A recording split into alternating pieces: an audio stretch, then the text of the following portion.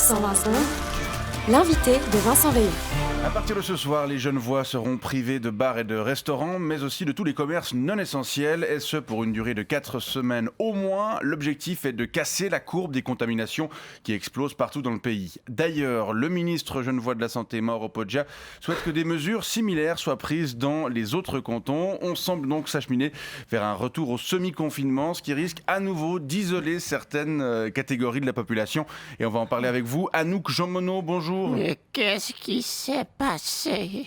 Ce qui s'est passé, c'est le virus continue à circuler malgré... Mais on s'en fout du virus. Qu'est-ce qui s'est passé avec Darius? Vous l'avez sans doute lu comme moi, madame, il est accusé d'avoir eu un comportement inadéquat impliquant du harcèlement, des attouchements, de l'usurpation d'identité. Mais c'est une catastrophe. Déjà, ce coup de poignard qui nous a planté dans le dos cet été en partant pour Paris. Moi, j'ai mis 3 jours à trouver LCI sur mon poste TV et tout ça pour rien, puisqu'il paraît que son émission sera déprogrammée. Oui, de nombreux observateurs doutent fort qu'il revienne à l'antenne de sitôt. Ouais. Ah, mais comment c'est possible? Un jeune homme avec un si beau sourire, de si beau costume, de si belles citations de Thucydide, Montaigne, Monterland. Moi, quand je le regardais, il me donnait l'impression d'être plus intelligent que je ne suis. Et il me faisait chaud dans le bas du ventre.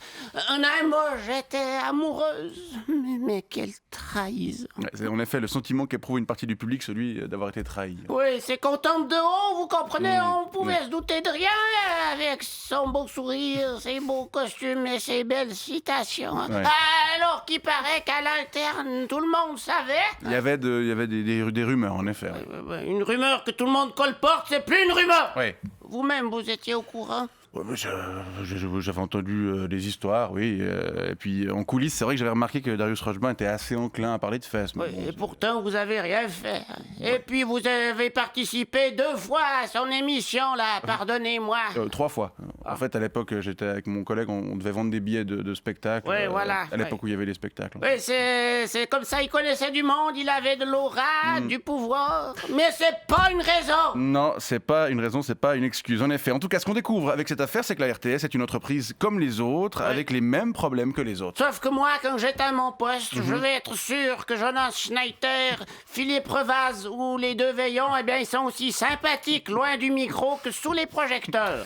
Et vous avez parfaitement raison. D'ailleurs, c'est sans doute l'un des enseignements qu'on peut tirer de cette histoire, c'est que la RTS doit se montrer exemplaire en faisant tout pour que certains comportements qui étaient banalisés il y a quelques dizaines d'années et qui sont devenus de plus en plus intolérables ne puissent absolument plus se reproduire aujourd'hui. Il faut surtout pas arrêter de vous améliorer. Vous savez, les mois qui vont venir vont être bien longs et je vais être bien seul. Et la RTS sera sans doute ma seule compagnie. Alors je compte sur vous pour que je puisse la regarder ou l'écouter en n'ayant pas crainte de me sentir trahi. On va tout faire pour. Anouk Jean-Monod, on aurait dû parler du reconfinement avec vous. Oui, on aura l'occasion un de ces prochains lundis. D'accord, je vous remercie pour cet échange et je vous souhaite une bonne journée. Bonne journée, comme disait Thucydide.